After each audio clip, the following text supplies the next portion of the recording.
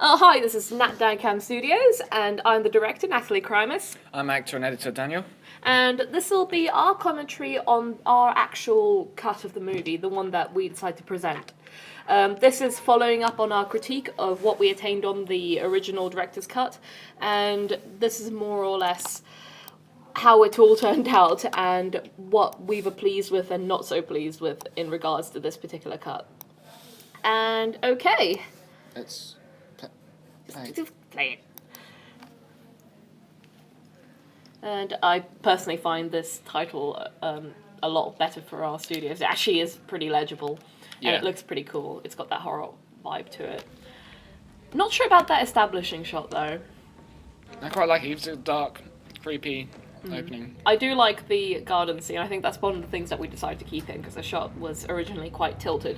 That was quite lucky, though, that particular shot, because that's when I was walking it through without Kira. Yeah.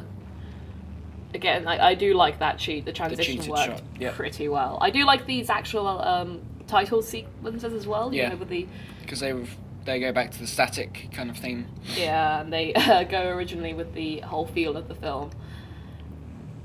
Oh yeah, this part I was really pleased with. You recorded this by yourself, didn't you? Yeah. You were just walking around, and originally it was meant to be kind of them walking around in the house, but we didn't have Kieran. That shot with him in the shadows looks fantastic. I recorded that several times, you didn't. I think that was just meant to emphasise how supernatural it was. No, it wasn't even all that supernatural in the end, really. No. I think it lost that element. Yeah, One part I don't like is that green screen. Yeah, that on green the screen. computer monitor, which is meant to represent a television. Yeah. Though this looks alright. Oh wow, yeah. The filters and the effects look pretty good. The effects get more. The effects increase more. That shot was meant to be taken out, but that was quite good use of it actually. I thought, yeah, we recycled some of the shots from that we ended up not using and made them a lot more creepy with the aid of special effects. We took on board that the story didn't really make much sense, and therefore we tried to embrace the whole idea of narrative enigmas instead of actually trying to keep to well, we did keep to somewhat of a semblance of a story, but it's not a direct one, and it's more riddled with enigmas.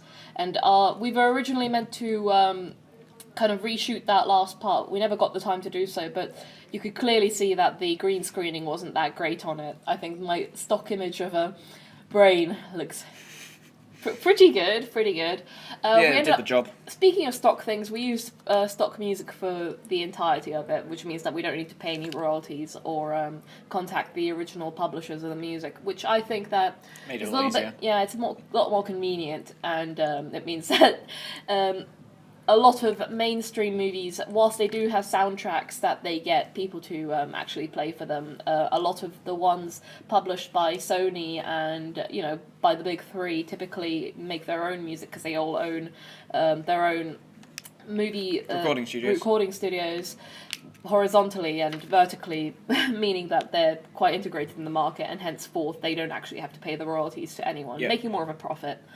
But that's me digressing. Personally, I just find that this one is a lot closer to a more mainstream product. I think it doesn't have any dialogue in it, which just makes it a whole lot better. Not saying that it's not a criticism on the acting of the people, because I know that wasn't exactly something that we were trying to emphasize on, it being a student film. Although acting does, I suppose, bear relevance, since mainstream pictures, of course, do have really talented actors within them. But unfortunately, we don't have the capacity to get actually trained actors to come in. And I'm sorry that offends you, Dan. Gosh, I didn't mean to. Oh gosh. Did you see the acting right there? No, I'm not saying the acting was supposedly meant to be bad. It wasn't bad. I think the fact that we cut out the dialogue just made it a whole lot better. Yeah. And overall, there was the issues of representations, and we tried to keep them somewhat conversely similar to a typical mainstream horror picture. From our textual analyses, we looked at different films, we looked at the representations, we looked at the conventions that they employed to further, broaden our understanding of what makes a typical generic picture, and henceforth I think that this cut in itself, taking the criticisms, taking all that we had and the constraints that we had, I think it's pretty darn good. Yeah, I agree. And yeah, I suppose that really wraps it up. Overall, I was fairly pleased with how the editing went on this one, especially. I think we had a little less time to edit this one. Yeah, but it just meant that we got essential parts in as opposed to drawing it out. Yeah, I think there could be still a lot more editing that could be done to it, making some clips shorter, making it just flow that little bit more smoothly. But honestly, as an end product, I'm not displeased with it as I was with the last one. The last one, I think, was a little bit on the laughably bad side of things.